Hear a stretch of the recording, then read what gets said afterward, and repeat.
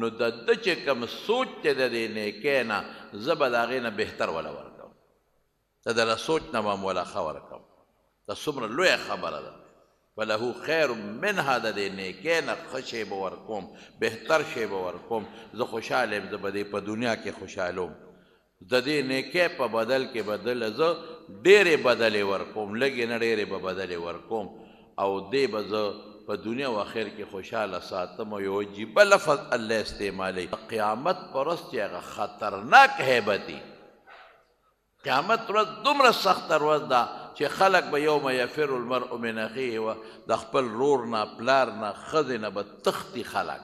هېڅوک به نه پکارېږي یو هیبت به په خلکو یو یره به په خلکو قیامت به رانږدې شوي او قیامت به غرغنډې کوي دا دنیا به مخامخ ویني وایي په دقه ورځ باندې په دې خطرناکه ورځ به دې د یرې نه محفوظ وي محفوظ اړه به یې کلک کم یارې نه هغه څوک محفوظ وي چې د هغه زړه مضبوط وي د هغه ټینشن نه وي د هغه زړه بېغمه وي زه به یې بېغمه کړم دا څومره لویه خبره ده وړه نیکي دا ولې دا تا الله خوشحاله چې الله خوشحاله الله به دې خامخا خوشحاله او رسول الله صلی الله علیه وسلم یو ځل سحر وختي راغی جومات کې منځ یې وکړو د مانځه نه پس دقسې خلکو ته مخ مبارک راواړو بلکل مانځه پسې متصل او تپوس یې وکړه وایي د چا نن روژه ده نفلي روژه حضرت ابوبکر صدیق رضی الله عنه پاسید د حضور پاک تپوسو وایي د ما نن روژه ده وایي چا نن تپوس کړی د مریض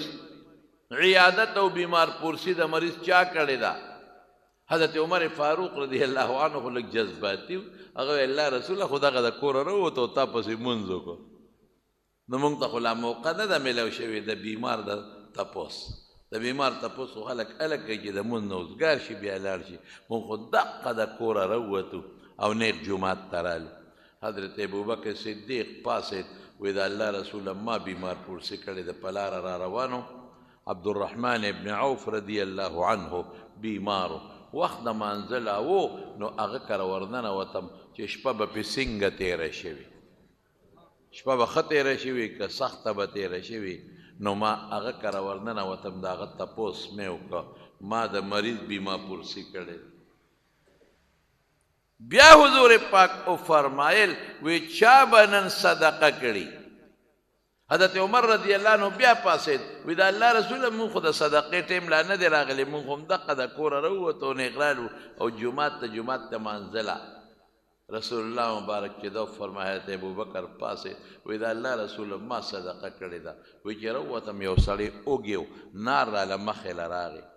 ما زر خپل زوی ته وی د زوی نوم یې عبدالرحمن ابن ابي بکر اله بچې ورشه کور ته لاړ شه او کور کې که څه روټۍ وي دې سوالګري له دې غریب له ورکړه هغه لاړ او هغه نار له ډوډۍ ورکړه الله دا ما کړي دي رسول الله مبارک وفرمایل اے ابو بکر بشر بالجنه زیر قبول کا د جنت تعالی به خدای پاک جنت درکړي او جنت څومره لوی نعمت دی په څومره معمولي څیز الله ورکوي بیمار تپوس اوس موږ د بیمار تپوس نه کوو مونږ کې یو غم دی مونږ وایو ده ما تپوس کړی دی دی کوم ده نه دی کړی نه کوم هلکه دا خو تا د خدای دپاره ونه کړه ده نه دی کړی وکړه لاړ شه تپوس ته پوښتنه یې وکړه چې ده کړی دی خو تا د هغه بدل دا ټیک ده دا نیکي ده هل جزاء الاحسان للاحسان یو سړی سره ښېګړه وکړي او ته ښېګړه وکړي دا هم نیکي ده خو بهترینه نیکي څه ده د حضور پاک نه یو ځل چا تپوس وکړو وایي د الله رسوله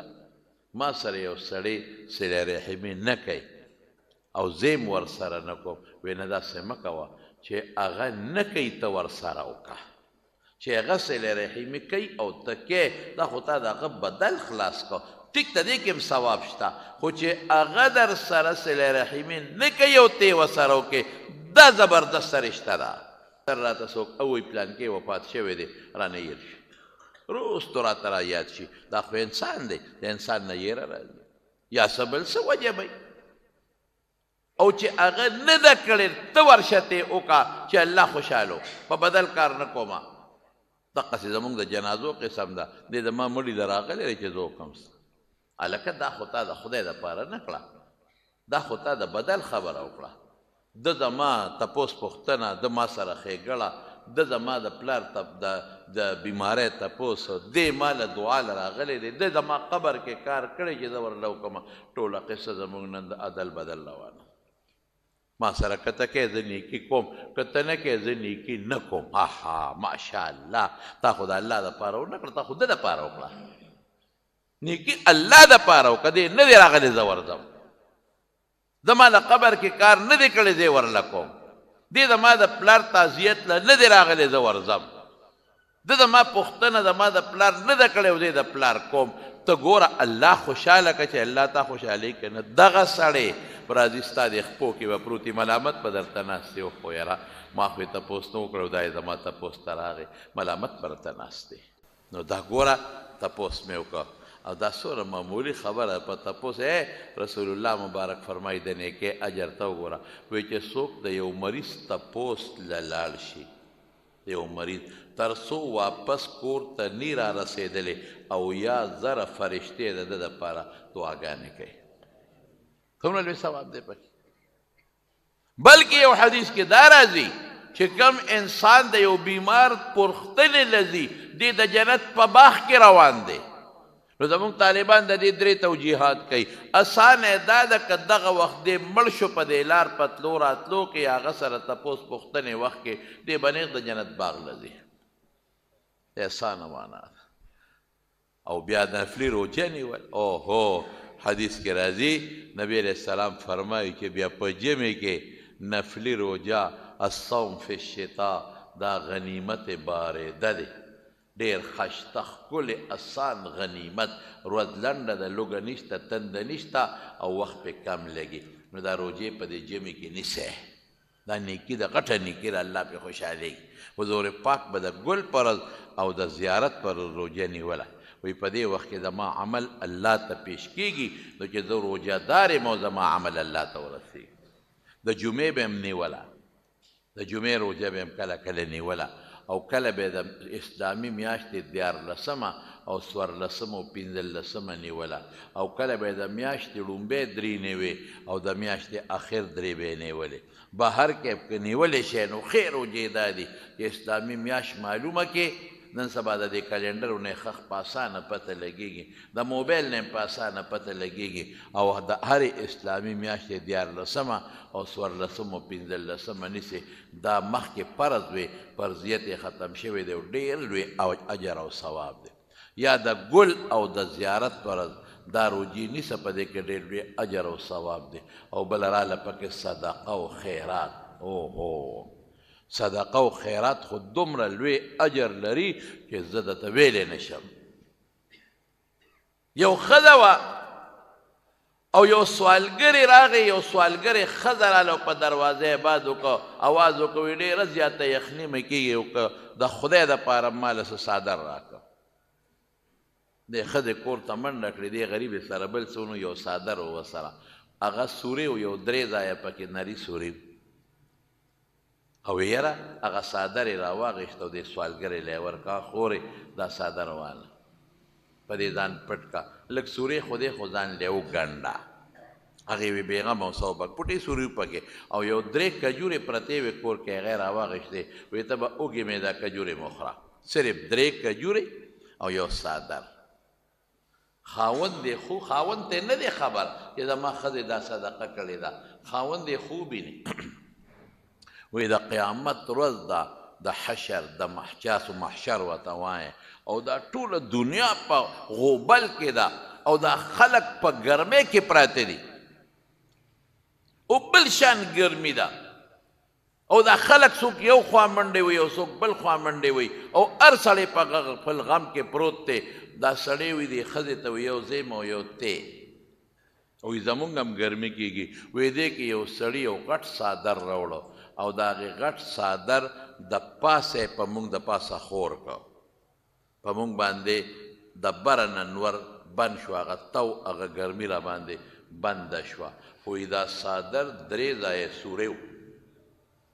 دا چې کبیره به یې د پاسه خور کو نو یو بل سړی راغی نو په هغه یو سوري م څه شی کېښود بند یې که په بل سوري م څه شی کېښود بند یې که په بل یې م کېښود بند یې که وی خلک په تو کې تړقېږي او په موږ د پاسه یخ څادر دی خشته مزېدار او یخ سوری دی ښځې ورته ووې وی باس خبره دی خوب دی ټیک لیدلی دی وی ښځې څنګه مې ټیک لیدلی دی وی دقسې یو غریبه ښځه راله او یخني مې کېږي ما له څادر راکړه نو ما وله څادر ورکړه او څادر 3 ځایه سوری و تا چې د قیامت پر ورځ د موږ د پاسه څادر ولید د هغه څادر و د هغه څادر دی الله وی من جاء بالحسنة فله خیر منها دلته به څادر تا د ګرمۍ نه دومره بچ نه کړي لکه د قیامت پر ورځ چې دی بچ کوي دونه فایده به دلته در نه کړي لکه د قیامت پر ورځ چې الله دله کومه فایده درکوي او وی څادر سوري و ما هغه ښځې ته ووایي چې ځان لی خورې دا سوري وګنډه نو هغه تا ولیده چې 3 سوري په څادر کې او فرشتې د پاسه پې څه شی کېښود او سوري بند کړل دی ورته وښول خاوند ته وله خدای پاک وښولو چې د صدقې دغه اجر او دغه لوی ثواب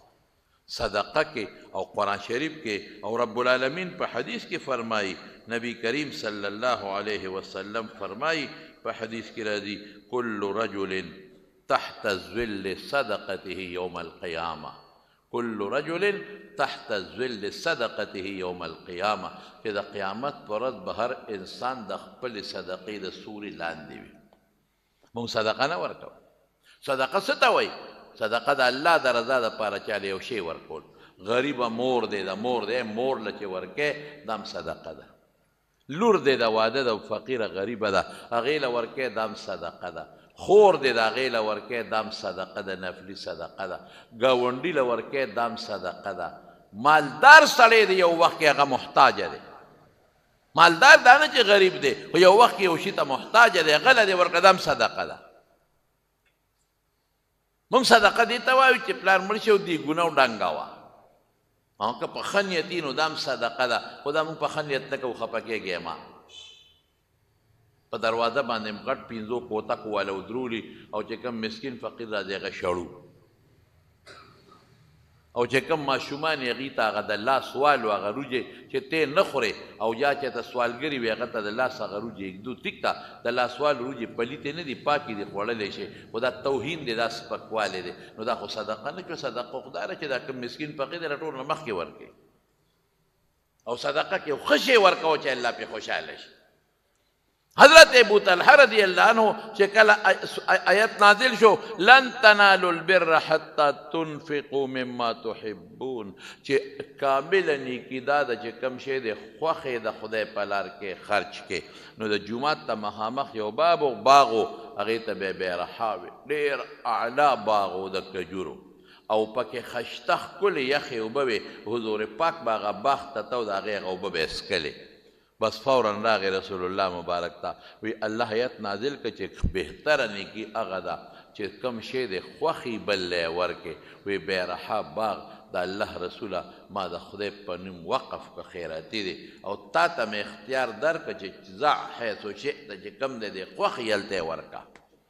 یاره حضور پاک په دومره خوشحاله شو وی بخ بخ لکه موږ پښتو کې وایو واه واه واه واه دومره خوشحاله شو ذالک مال رابح او یو روایت کې ذالک مال رایح دا جاری صدقه ده دا فایده او ګټندویه پښتو کې مو وایو ګټندویه صدقه ده او داسې وکړه قد سمعت ما قلتا چې څه وایي ما واورېدل خو داسې وکړه چې دا د خپلو رشته دارانو کې کوم غریبانان یې هغې لی ورکړه په رشته کې چې کوم غریبانان نو په رشته کې چې کوم تربوران او غریبانان نو په هغې باندې هغه باغ تقسیم کړه صدقه کې ډېر لوی اجر ډېر لوی ثواب دی کل رجل تحت ظل صدقته یوم القیامه قیامت پر ورځ به هر انسان د خپلې صدقې د سوري لاندې وی سرسایه لکه مونږ وایو په پښتو کې باباجي زمونږ به وی دا سرسایه ورته ولې وایي سایه سوري ته وایي دا ستا د سر سورې دی سورې د قیامت پر ورځ به ستا دا سرسایه د سر سوري وي او د نور نه به پې بچې د نور د تو نه به پې بچې مونږ بیا په صدقو کې څه کوو مالدار لا روجې پخې کو پلار مې مړ دی مالدارانو ته وایي غریب ته نه وایي غریب ته مالته پوتک وویل او دروړي دا مه پرېږده د لاس وال روجې ورته ږدو دا صدقه ده دا خیرات دی ښه صدقه جاري صدقه ده جومات کې ولګوه بهترینه صدقه قسم دی که ردې نه بلی نن سبا جومات کې پیسې موږ جوماتونه په چندو جوړو ولې څوک نه ورکړي پلار دې مړ دی رور دې مړ دی 10 کاله مخکې مړ دی 15 کاله مخکې او جایداد یې درته پاتې دی ورکړه صدقه جومات کې هم بس کېږي جومات ته ځمکه واله په خدای که ردې نه بهترینه صدقه بلې ته قسم مې راته وخوړ مونځ پکې کېږي تلاوت پکې کېږي ماشومان سبق پکې وایي ذکر پکې کېږي الله له دې ورکړه او جومات ته جوړ کړه جومات چت ته پې واچو او هغې له دې پیسې ورکړې نو د دې نه ښه صدقه بله کم ده پلار ته که ثواب رسې او بخې رور دې مړ دی ښځه دې مړه ده خاوند مړ دی د ښځې او صدقه کې د دې نه بهترینه صدقه بله نشته دا روجې موجې او دیګونه میګونه ډنګول منګول دا ما د دې انکار نه دی کړی دا مې یو صدقه د خیرات دی خو چې نیت د ریا دې نه او په صحیح طریقه یې وکړې خو چې ویې خوړې صدقه دې لاړه ختمه شوه چې خېټې ته ورسېده خبره ختمه شوه او دا د جومات صدقه لکه دا ځمکه چې چا کمو مشرانو بخلې د پښتنو نو هغې به قبر کې پراتي پته یې نشته څونه پورې به هغوی ته ثواب میلاوي صاحب د خدای پاک وبخي دا لږ ځای نه دا دې خوا دی دا د دې ادبرجۍ نه لږ دې خوا دا د هغو زه لاړم شریف ماما دې خدای پاک وبخي دواړه اوس وفات شوي دي هغه ته مې ته راځه پسې ځکه لږ ځای دی جومات ته راکړه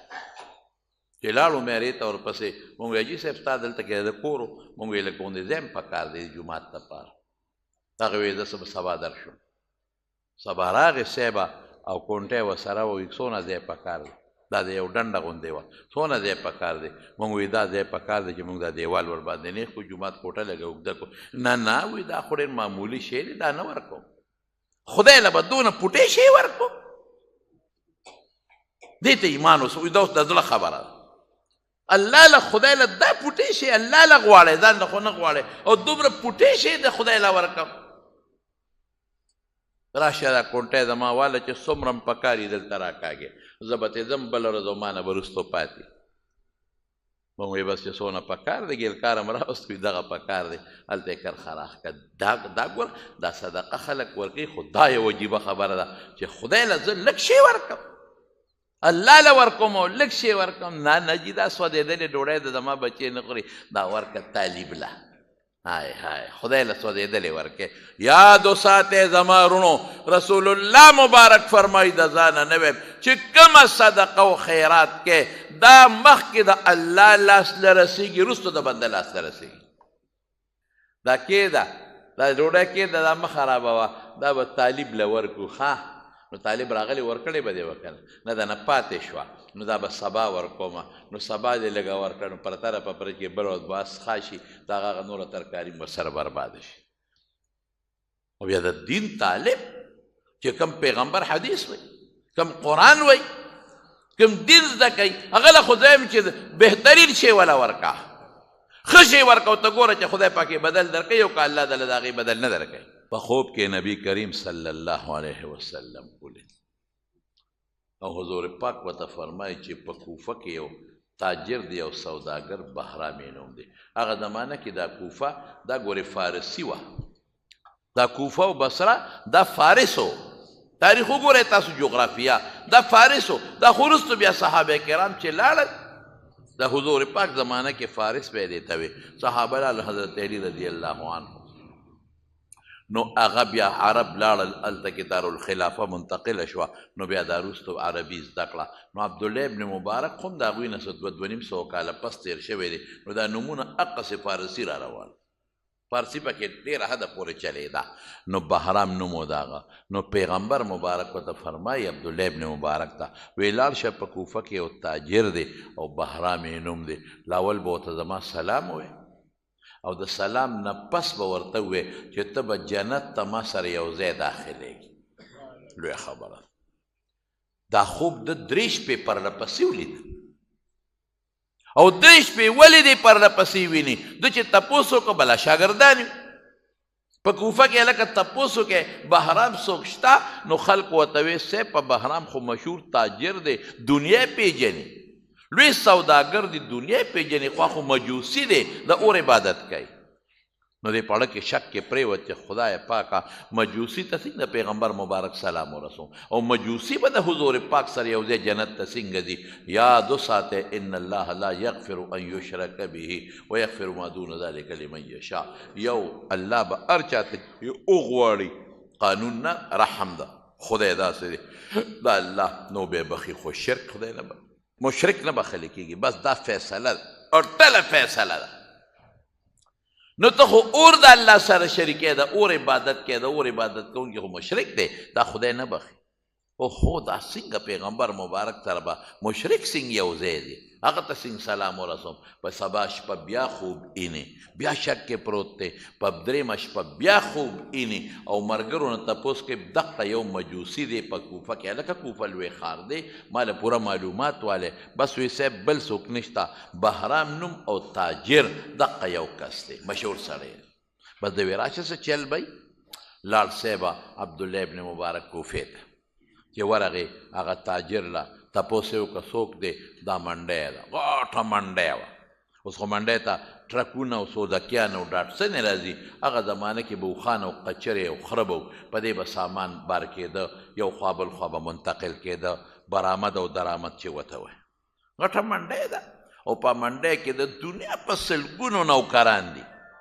او بین الاقوامي تاجر دی انټرنیشنل د بار ملکونو د بار علاقو نه سامان راځي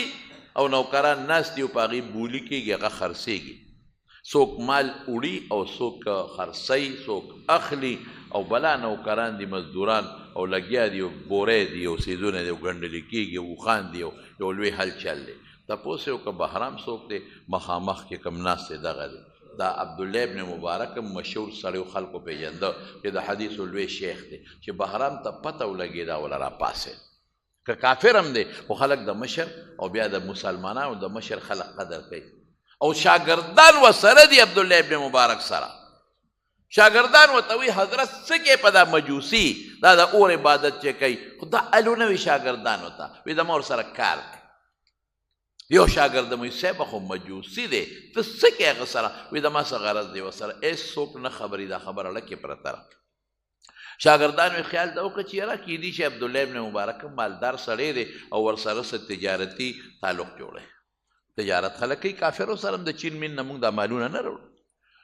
چې څنګه ورغی عبدالله ابن مبارک هغه هم دا ګمان وکړه چې مولوي صاحب راغی ممکن ده چې څه تجارت په ما سره کوي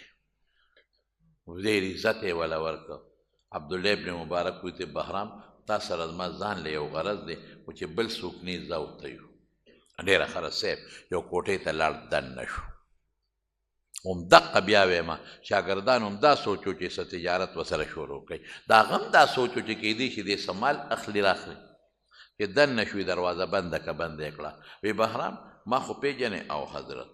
عبدالله دې نوم دی او زه دې پیژنې مسلمانانو د حدیثو لوی عالم یې زه راغلی یم او تا نه یو تپوس کوم خو ستا دې په هغه ذات قسم چې ستا ایمان دی پې نورې خبرې نه کوو ته یې منې ما ته به رښتیا خبره کوې وایه صاحب وی تا څه داسې نیکي کړې ده چې په هغې ته مطمئن یې غټه نیکي دې کړي راته وښایه هغه وی زما خو څه خاص نیکي نشته او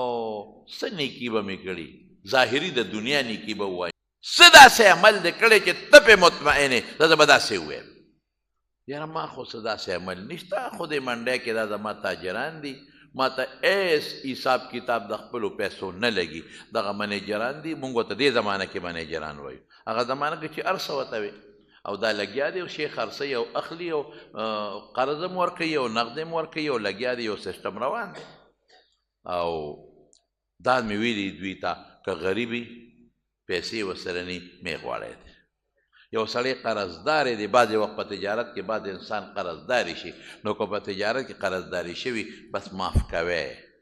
او که چېرته څوک راشي او د ډوډۍ وخت یې ډوډۍ ورکوې د اوبو وخت یې اوبه وله ورکوې دقه نیکي نه نه دا وی وړې خبرې تا چېرته یو نیکي داسې کړې ده چې هغه یو عمل به ویم زه بیا یو ښه کار به ورته ویم نیکي به ورته ونه ویم یو ښه کار دې کړی دی یو ښه عمل دې کړی دی چې ابه ما ته وایې چې څه دې کړی دا خو وړې خبرې دا خو هر څوک کوي داسې عمل چې تا کړي او ته پې پوره مطمئن چې یو ښه ښېګړه مې کړې یو ښه کار مې کړی ابرهام ته وایي چې ښه عبدالله ابن مبارک یو ښه کار مې کړی دی خو چاته به نه وې زه تا سره دا وعده کوم چې دی تا ته وې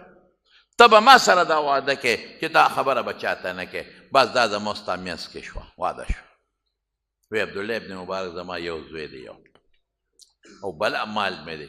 دومره دولت او مال دی په خلکو مې پورې دی او نغد م دی چې ما ته د خپلو پیسو هېڅ معلومات نشته او دغه منډی ته وینې مالونه خرڅېږي اخیستلی کېږي دا اړتیان پکې خپل ځان له هغه د دلالۍ شی مخلي که نه او لګیا دی تجارت هم شروع دی زما د زوی واده ما وی راشه پیسو باندې څه کومه داسې واده کوم او داسې خیرات کوم د مجوسیانو په ذهن کې چې کوم خیرات دی چې داسې بړو چا کړي دي اعلان وکړو چې هر حاس و عام ته اطلاع ده او زما د زوی واده دی ټول برابر هلکه دا ګورې ما ته هم یاد دي پخوا د پرلاله هغه ډمامه به یې ترخ کې نیولې وه او ډنګوله به دا خو مړه اوس دا خلک ډېر شو اوس دا شی څوک نه کوي نو په محله کې به هغه ډمامې والا ډمامه والا ډب ډب ډب ډب ډب خدای مو بخا د پلانکي خیرات دی تاسو ټولو ته خبر دی راځئ به دا زما یاد دي خو په محله کې به ډمامه والا یا په نږدې دو محلو کې خلک به رالل اوس خو هغه شی نشته اوس خو وا ډمامه هوا شابه اوس هوا چې پت په فیسبوک در پسې بشیر جان د پیښور نه رانغې نو یاد ساتي او دا به بیا څوک مړی اوس خو خیبه ابه نه تلل ای کې به حیا وه پیژنګلو به وه مخصوص کسان به لږ به چاته به بې تپوسه سوال نه پیدا کېږي چې یو سړی به د چا خیرات ته لاړ او بې تپوسه څه چې پرشته کې به دی وی ښه ما پسې خط را لېږلی دی چې په خپله نیولې نه ورځو او ما ته یو ته ویلي دي دوه به نه ځي تاسو ته اوس خوا مخکې ورځو کې یو سړی ته وي چې ته شادي حال کې ډوډۍ ته ناست و نو هغه شادي حال والا ورپسې راغی لکه وي دا ته څه کې روزانه راځې او چې دلته شادي حال کې زمونږ د خلکو ودونه روزانه ناستې ته په کورسۍ دا تا ته چا ویلي وایي ما ته دا واده خاوند په خپله ویلي دي په خپله هغه وایي تا خدای غرق که دا د ماشوم حقیقه ده د واده نه دي د چا دا حقیقه ده د ماشوم وایي ښه خدای ته وګوره اوس الموایه اوس خو بې تپوسه خلک ور روان په پېښور کې دا شی ډېر زیات دی دا بې دعوته ورتلل بهر کیف نو دالو بدن ورور هغه را رواني ښه پتلون دی او پینټ دی او شرټ دی او کونټی ده ورسره او چشمې دي او چې راشي هغه باندې څوک ګما خو پولټیکلي جټ راغی په دروازه ورته ښه مزېدار سلامه کوي او هغه زوی وایي پلار به مې ورته ویلي پلار صاحب راځه دلته کښېنه صاحب او صاحب نه دی کباړي شیزونو کې ځان تړلی دی او په ډوډۍ ورغی او بیا د ظالم بچي یو کې وخوري هغه نری مری ترې راغونډې کړي نو غاښ کې ډکې مکې ووایي نو لاړ شي نو په بل شادي حال ورننوځي دوه درې ووایي دا ګناه بالکل ګناه شرم هم ده بې حیایي هم ده او رسول الله مبارک فرمایي بې تپوسه بې دعوته چې پردی ډوډۍ له ورغې سو دخل سارقا وخرج مغیره غل ورننوته او ډاکو ترې راووته ډاکې وغورځونه ولې ګناه کې حرامه مړه دا خېټه خو لاندې ده دا خو بره نه ده امینه توبه رایستې اوس که او د توبه رایستې ماشي کور ته خو به دې نه وړې په جیب کې یاره دا به دې هم کړې د واده نه مخکې خلا وي د واده نه مخکې خبرې دي لا وادې نه کړې مطلب دا دی که واده کړی بیا به یې کور ته موړئ عمر حیاته څه وایي توبې په یقین دې پې نه راځي اوس خو زما پې اوس هم شک دی چې دی به اوس هم داسې ګرځي نه منې کېږي ګوره دوه ګوان راغله عمر حیات هم راغی او میا صاحب هم راغی وي منې کېږي نه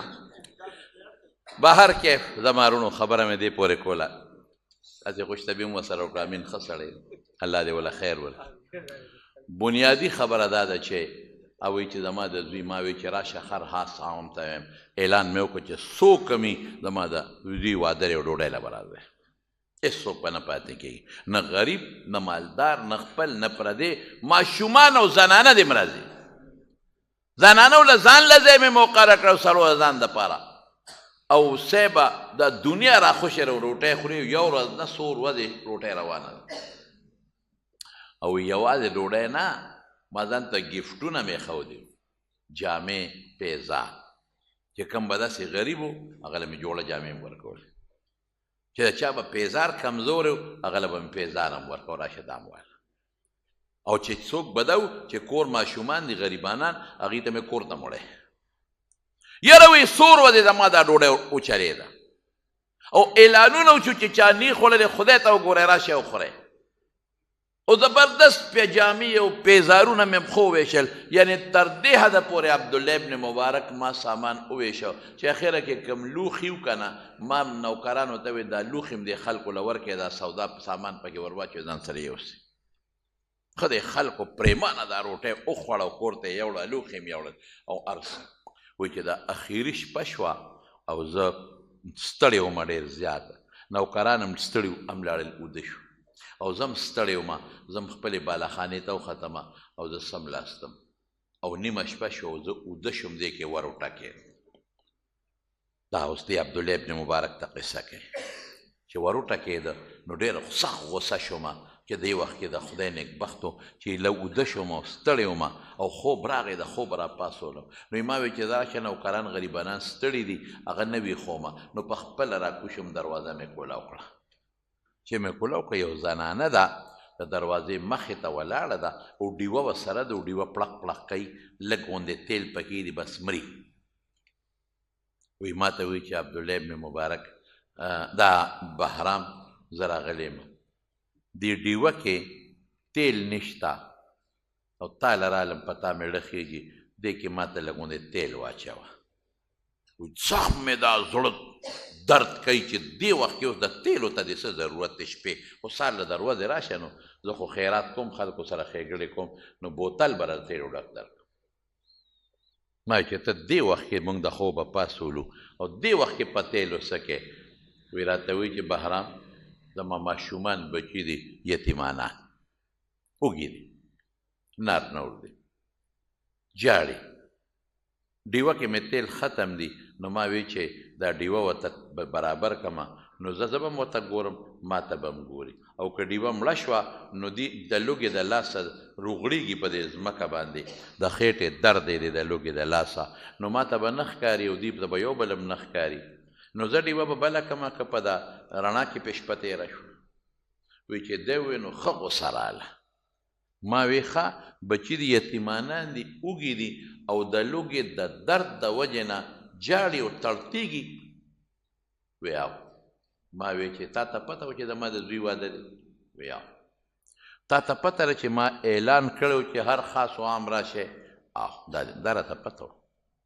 نو بیا ولې نه راتلې بچري ولې د لوږې مري چې دونه دنیا راله ډوډۍ وخوړه ما خو په خرڅوله نه خیراتي مې ورکوله نو بیا ولې ته رانلې بچي دې ولې رانه ویستل او تا ته پته وه چې ما ګفټونه هم ورکول وایي چې د دې ښځې څادر ته مې وکتل څادر یې ټول شلېدلی و دی په دې ځان له ګنډلی و او چې پیزار ته مې وکتل نو کیړی میړی پیزار یې په خپو دی هغه هم شلېدلی دی زړه مې پې خفه شو دومره مسکینه او فقیره ښځه دا راته پته وه چې زه خلکو له جامې م ورکوم پیزار او بهرام پته وراته نو ولې نه راتلې پیزار به مې م درکړی دا جامو ته دې وګوره د پړونې لاندې چې ما د هغې جامو ته وکتل هغې ته م ټوټې لګېدلې ما به دله جامې م درکړې پړونې پیزار به مې م درکړی بچي دې وږي دي کور ته به دې موړی وه دا راته پته وه چې ما خلکو ته وې کور ته موړی او بهرام دا م راته پته وه نو ولې بیا رانلې وی دې ښځې ما ته ووایي چې بهرام مهرباني وکړه زما په زخمونو پټی مه لګوه په زخمونو زما مالګې مه جوړوه بس یو 2 قاشوغې تیل دنه غواړم راته واچوه تا باندې مې وخته په دې نیمه شپه کې مې بل څوک نه شو پاڅولی واچوه وی ما ته چې نه اول به راته الوې وی دا ما ته چې بهرام که راته اچی تیل واچوه که نه د بل چا دروازه وه ما ته بچي وږي دي یوازې مې پرېښودل بچی مې چغې وایي د لوږې د لاسه بچی مې په ځمکه لوغړېږي وږي دی او ته ما سره باسونه کوې ولې رانلې ولې رانلې بس دا خبرې پرېږده ښه راته پته و نه یم راغلی چا منې کړې نه چا شړلې نه نو ولې چې چا شړلې نه چا منې کړې ته پته به نو ولې رانلې د خدای نیکبخت دی هلته تپوس ته نه کوم هلته ته ویم ولې رانلې وایي هغه ښځه سترګو کې اوښکې وګرځېدې وایي ما ته وایي چې بهرام که تیل اچی واچوه کنا چې د بل دروازه وامه زما پر هر باندې مالګې مه دوړوه بس دال نه وی ما وی چې بچې لږ پوه شومه چې د دې ښځې څه مجبوري ده غوسه مې لږه راښکته شوه بچې جامې هر څه ډېر دي هسې د نه ځان پوهیومه چا به شړلې که نه چې ته راغلې چا به منې کړې چې ته راغلې وی دا ښځه بار بار ما ته وایي چې بس 2 قاشوغې تیل غواړم بس مه کوه خو چې ما مجبوره کړه وایي ما ته وایي بهرام زه او زما خاوند موږ سیدان یو د رسول الله مبارک نوسي او زما بچي هم سیدان دي د حضور پاک اولاد دی او زموږ نیکه اعلان کړی دی رسول الله مبارک چې زما بچي به صدقه نه علي تا صدقه کړې وه خیرات دې کړی او صدقه و خیرات زموږ نیکه اعلان کړی دی چې زما بچي صدقات به نه کوي بنو هاشم ټولو ته اعلان کړی چې دا صدقې به نه اخلئ انما هذه صدقات هي غسالات الناس تاسو به نه علئ نور خلک به اخلي خو زما اولاد به صدقه نه علي تا خو صدقه کړې وه که تحفه ډالۍ وه نو ما به اخیستې وه او زمونږ د پیغمبر اولاد یو سیدان یو موږ صدقې نه علو دا وجه ده کوم ځای دی کور پلان کې ځای کې زه د درله کور ته ننوتم او خوراک ډوډۍ هر څه مې برابر کړل او جامې مې برابر کړې پیزار مې برابر کړل نوکران راویښ شو هغې وي مونږ وړو مې نه د دې ښځې بېعزتي نه کوم د دې حیا نه علم په دې څوک نه خبرو هغه پڼ مې را په اوږه که د جامو د پیزار د خوراک د تیار خوراک هغه ښځې پسې لاړم ډیوه کې مې تیل ورته واچول ځان سره بوتل تیل مې یوړل دا تیل دی واله او واقعي چې ورننوتم هغه ماشومان په دې ځمکه رغړي ده لوګېده لاسه ای مورې په خېټه م درد دی ډوډۍ ای مورې سره وړه وږي درد دی خوب نه راځي په دې کټ کې او په دې ځمکه دا ماشومان بچي تړقېږي او دا د لوږې د لاسه غریبانان تاویږي را تاویږي وایي ما زر ولا خوراکونه کېښودل هغه ماشومان مې ماړه کړل ماړه شو او هغه پیزار ورسه مې ورکړل او ما هغه ښځې ته وویل چې بالکل دا صدقه نه ده دا تحفه او ډالۍ هدیه مې راوړه دا تحفه را داوانه او چې کله م تا سره خلاصېږي څه نو تا له به دلته راځي بېغمه اوسه رحم مې راغی په هغه ښځه هم او په ماشومان هم وایي هغه ښځه ماشومانو ته وایي دا بهرام دی عبدالله ابن مبارک ته وایي چې عبدالله ابن مبارکه چې کله ماشومان ماړه شو زه خوشحاله شو نو هغه ښځه بچو ته وایي چې بچې بهرام کاکاجي ته خو م لږه دوا وکړې که نه ماشومانو هغه پوټیني لاسونه الله ته اوچت کړل معصوم دی که نه معصوم خو د ګناه نه پاکي الله ته یې لاس اوچت کړل وی یا الله دا سوال درنه کوو خدایه چې دې بهرام کاکاجي په دا نیمه شپه مونږ ماړه کړو مونږ له ډوډۍ راوړو او مونږ له جامه راوړو تحفه یې راوړه صدقه نه ده الله دې زمونږ د نیکه سره یو ځای جنت ته داخل کا عبدالله ابن مبارک دقه مې یو ښېګړه کړې ده نور ما څه نه دي کړی عبدالله ابن مبارک ورته بهرام مبارک ته شي دغه ماشومانو دوا قبوله ما 3 شپې خپل مبارک پیغمبر په خوب کې لیدلی او هره شپه راته وایي چې لاړ شه او بهرام ته زما سلام ووایه او دا ورته ووایه چې ما سره به یو ځای جنت ته داخلیږي او زمانونو دلته به ستا زړه کې یو سوچ راځي چې د کافر نیکي خو خدای نه قبلوي قرآن شریف کې الله فرمایي چې او کسراب بقیعة یحسبه الظمآن ماء په یو ځای کې بل ځای راځي څنګه دی وقدمنا الى ما عملوا من عمل فجعلناه هباء منثورا لکه ګوره زه حافظ نه یم کله رانه آیت ګډوډ شي کله دي څومره نیک اعمال دي چې ایمان عمل سره نه د خدای په نزد نه دی مقبول لیکن زموږ علما دي کتاب الایمان کې موږ طالبانو ته وایو چې یو کافر په دنیا کې کم د خیر ښېګړې کار وکړي او دې مړ شو ختم اسم نشته د دې اجر نشته په آخرت کې. خو که چېرته دې مسلمان شو دا کافر، نو د کفر د زمانې چې څومره نیکۍ او خیر ښېګړې دي اوله خدای د دې وروستني ایمان د وجې نه مقبولې ګرځوي. حضور پاک فرمایي وی 3 کسان دي چې الله ډبل اجرونه ورکوي. په هغې کې یو رجل من اهل الکتاب، یو هغه سړی دی چې هغه یهودي یا عیسایي دی، آمن بنبیه و آمن بمحمد صلی الله علیه وسلم، ایمان دی راوړه د کفر. او حضرت څوک دی هغه د حضرت خدیجې رضی الله تعالی عنها د حکیم ابن حزام حضور پاک ته وی د الله رسوله ما خو په کفر کې بلا صدقې کړې، ما خو په کفر کې صلې رحمې کړې دي، ما مریان آزاد کړي دي، د هغې څه اجر به میلاویږي که نه؟ وی او اسلمت علی ما اسلفت من خیر، چې ته اسلام دې راوړه نو ادې مقبولې دي، ادې ټیک دی که دې نه وې راوړې نو هر څه ختم. او دویم څه؟ دویم دا چې د کفر په اعمالو په دنیا کې الله بدل ورکوي. ورې کافر دی، کافر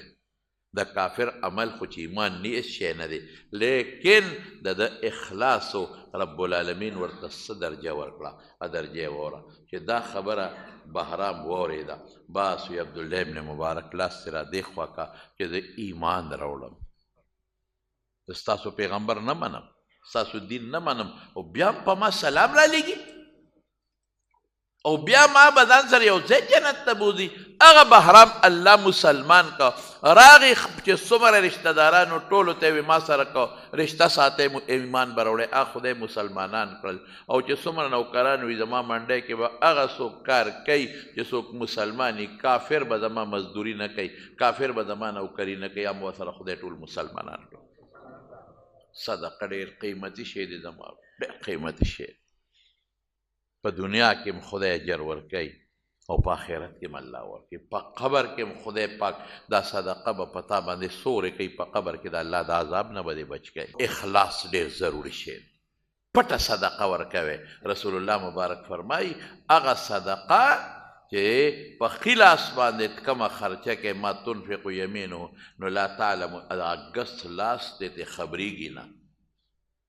ګس لاس نه خبرېږي، داسې صدقه ورکړه، پټه صدقه ورکړه، هېڅوک هم مه خبره وه. د ټولو نه بهترین مصرف جومات دی، د ټولو نه بهترین مصرف صدقه ده. او ورونو ګورئ اوس هم ډېر خلک نار نور روان دي، ګورئ دا مه وایه، اوس هم شته. دا یو څو کاله مخکې کوړي نه را روان وم او کتلمه، اوس مې هېر دي، نو د کوړي نه بار یو ډېران و داسې مشترک غوندې یو بوډا بابا و داسې لاسونه د غریب رپېدل او په ډېران لګیا یې د هغې نه څه راغونډئ، دا زړې ټوکړې موکړې او دا شیزونه راغونډئ. ما هغه ډېری ورته ویل مې ته 2 کاله هغه مې روغ بابا دلته راشه دا څه کوې؟ هغه داسې غریب دغه غوندې شو، ویرېد. مې نه باباجي تپوس ته نه کوم دا څه کوې؟ وایي دا راغونډومه دا خرڅومه. مې په دې څه کوې؟ وایي بچو له پې رزق روزي ګټم، بچي راته نار. باباجي څه د دنیا کار نه کوې؟ وایي پاپړ خرڅومه مولوي صاحب، خو هغه نه خرڅېږي، څوک نه دي، بچي نار دي. نو دا کار مې دم به څوک منو کم دی نه رو او ډیران باندې به څوک وګرځي، مونږ خو دې پوزه پټو او ډیران کې. او تاسو نه سولې چې په دې لاره ځئ، دا ماشومان په دې ډیرانونو نه ګرځي، دا ټوکړې موکړې نه راغونډئ، دا د خیر ودې راغونډئ، دا د خیر او د چا قسم په خدای قسم راته خورم، زه کله کله ناوخته راځم، کله په دې موټر وی باندې راځم، نو دا چې کوم انټرچینج دی او د دې نه کوزېږم، یاره 11 بجې یو ورځ را روان وم، 11 نیمې 12 بجې اسلام آباد ته تلم را روان وم، هلته ماشومانو دا پورپورکي سري دا خرڅول، دا څیزونه ماشومان بچي جینکۍ وړې دا خرڅوي. د دې پلاران نشته، د دې میندې نشته. ولې نشته؟ دا مجبوره دي غریبانان. ته به د شپې خپل بچی بار وباسې چې ورشه پاپړ خرڅ کا،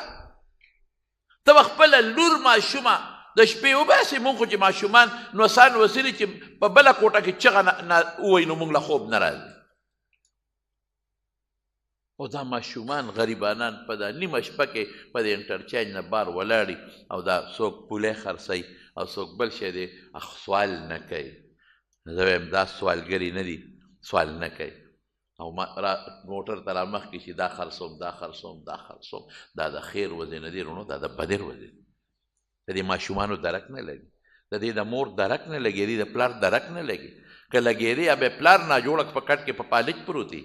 یا به مور ناجوړه ورته پرته وي او موږ به څه وایو ماشومان دی او سوال کوي ورکه د خدای ظالمه یو 10 روپۍ ورکه یو 20 روپۍ ورکه هر څه چې کوي خدای پیشا ماشومان نن سبا خو چې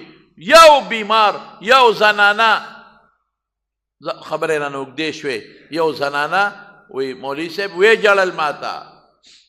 یو غوا مې وه یوه غوا ما به په خپله تلم او دې غوا له به مې په پټو کې ګیا کوله په خپله خاوند مې نشته مړ دی ماشومان مې یتیمانان بچي دي ما به له ګیا کوله په پټو کې مازدیګر به ووتم او ما به وله په پوله ګیا ریبله او دا غوا به مې سروله هغې نه پی مې اخېستل ماشومانو کار پې روان دقه یتیمانانو دقه غوا پړونه په سر کو زه به په خپله ګرځېدم سروله به مې او ګیا به مې وله ریبله پی مې ته اخېستل چې ماشومانو کار پې کېږي یو راته ناجوړه شو لاړم ډاکټر له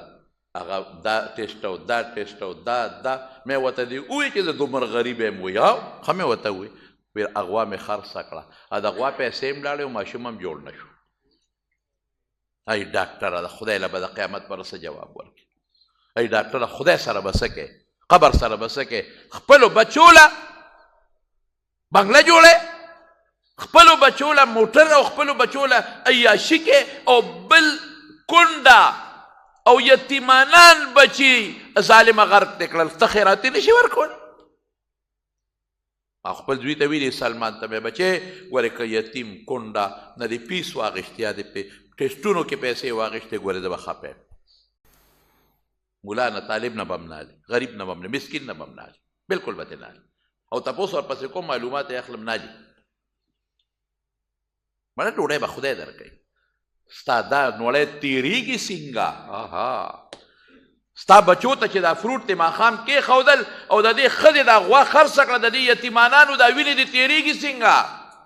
د دې کونډې دا مال دې تېرېږي څنګه ای ظالمه ته د خدای نه یېرېږې دا ظلم شروع دی انتهایي ظلم بس پیسه ډېره که ډېره که یتیم دی او که غریب دی او که مسکین دی زما نور خلک ته هم دا نصیحت کومه او تاسو خو مېرونه یې مقتدیان مې یې شاګردان مې یې چې څوک اوري تاسو ته ویم صدقې کوئ بس د خپل وس مناسب کوئ صدقه مال کمی نه زیاتئ غریبانان په ګاونډ کې د کم غریبانان دي په رشته کې د کم غریبانان دي اوږې د نار دي خدای دپاره ستا په مال کې د هغوی حق دی ان فی المال لحقا سوى الزکات د زکات نه علاوه هم ستا په مال کې پردي حقونه شته ډېر خلک دي چې اوږې دي غریبانان خو حیادار دي ویلی نشي چاته چې ماله راکړه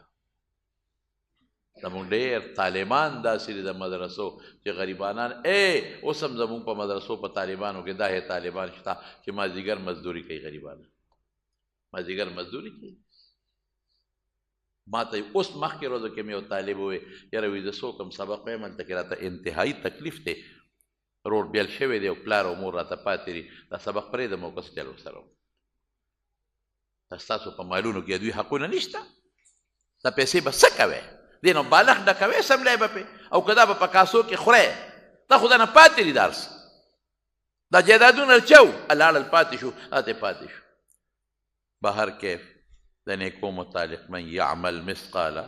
ذرة خیرا یره الله فرمایي نو دې کې څه خبرې نورې شته انشاءالله العزیز آینده جمعه به راته پکې بیا بیان وکړو